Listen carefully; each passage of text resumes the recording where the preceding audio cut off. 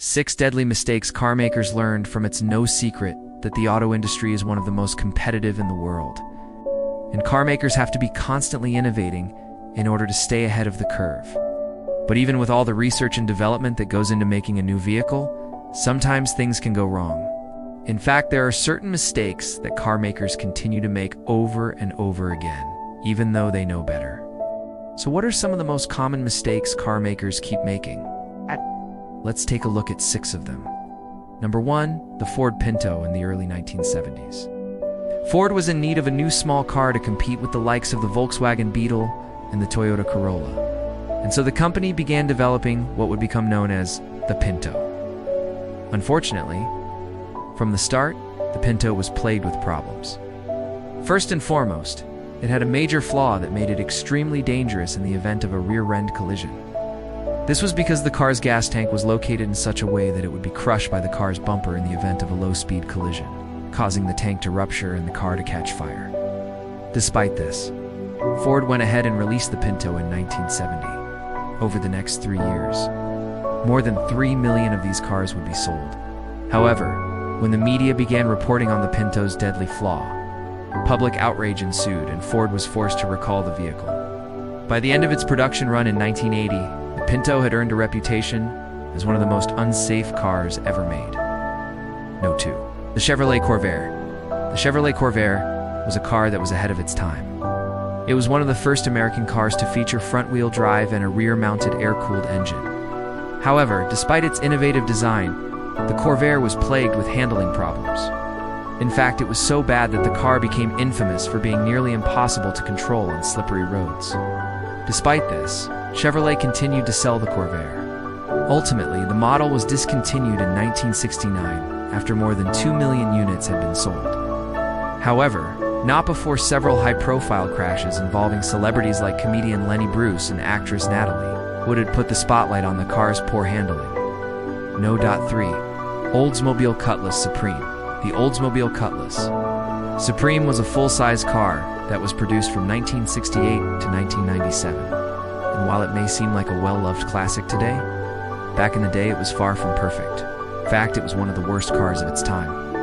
The Cutlass Supreme was notoriously unreliable and poorly built, which is surprising considering that it was an Oldsmobile. Oldsmobiles were supposed to be known for their quality and luxury, but this was definitely not the case with the Cutlass Supreme. There were so many problems with this car that Motor Trend magazine once called it a monument to mediocrity.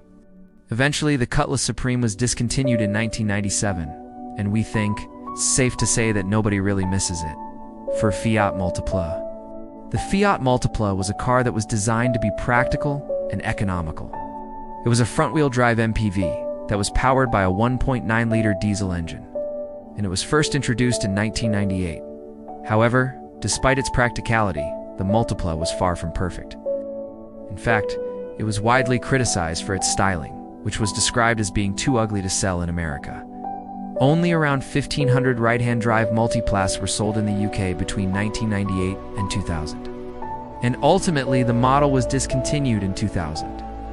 No. 5. The Subaru XT. The Subaru XT was a mid-size SUV that was produced from 1985 to 1991, and it was actually the first SUV to be imported to the United States.